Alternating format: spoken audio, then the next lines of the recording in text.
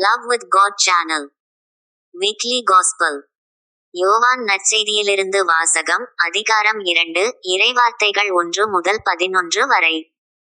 3ஆம் நாள் கலிலேயாவில் உள்ள கானாவில் திருமணம் ஒன்று நடைபெற்றது.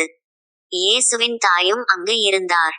இயேசுவும் அவருடைய சீடரும் அத்திருமணத்திற்கு அழைப்பு பெற்றிருந்தனர். திருமண விழாவில் திராட்சை இரசம் தீர்ந்து போகவே இயேசுவின் தாய் அவரை நோக்கி, திராட்சை இரசம் தீர்ந்துவிட்டது என்றார். இயேசு அவரிடம், அம்மா, அதைப் பற்றி நாம் என்ன செய்ய முடியும்? எனது நேரம் இன்னும் வரவில்லையே என்றார். இயேசுவின் தாய் பணியாளரிடம், அவர் உங்களுக்குச் சொல்வதெல்லாம் செய்யுங்கள் என்றார். யூதரின் தூய்மை சடங்குகளுக்கு தேவையான 6 கல்தொட்டிகள் அங்கே இருந்தன.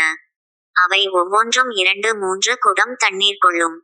இயேசு அவர்களிடம், இத்தொட்டிகளில் தண்ணீர் நிரப்புங்கள் என்று கூறினார். அவர்கள் அவற்றை விளிம்பு வரை நிரப்பினார்கள். பின்பு அவர், இப்போது மொண்டு பந்தி மேற்பார்வையாளரிடம் கொண்டு போங்கள் என்று அவர்களிடம் கூறினார். அவர்களும் அவ்வாறே செய்தார்கள். பந்தி மேற்பார்வையாளர் திராட்சை இரசமாய் மாறியிருந்த தண்ணீரை சுவைத்தார். அந்த இரசம் எங்கிருந்து வந்தது என்று அவருக்கு தெரியவில்லை, தண்ணீர் மொண்டு வந்த பணியாளருக்கே தெரிந்திருந்தது. ஆகையால் பந்தி மேற்பார்வையாளர் மணமகனை கூப்பிட்டு, எல்லாரும் நல்ல திராட்சை இரசத்தை முதலில் பரிமாறுவர், யாவரும் விருப்பம் போல குடித்தபின்தான் தரம் குறைந்த இரசத்தை பரிமாறுவர். நீர் நல்ல இரசத்தை இதுவரை பரிமாறாமல் ஏன் வைத்திருந்தீர்? என்று கேட்டார்.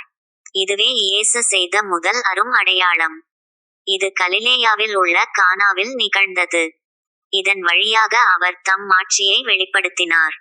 அவருடைய சீடரும் அவரிடம் நம்பிக்கை கொண்டனர். இது ஆண்டவர் வழங்கும் அருள்வாக்கு. இறைவா, உமக்கு நன்றி.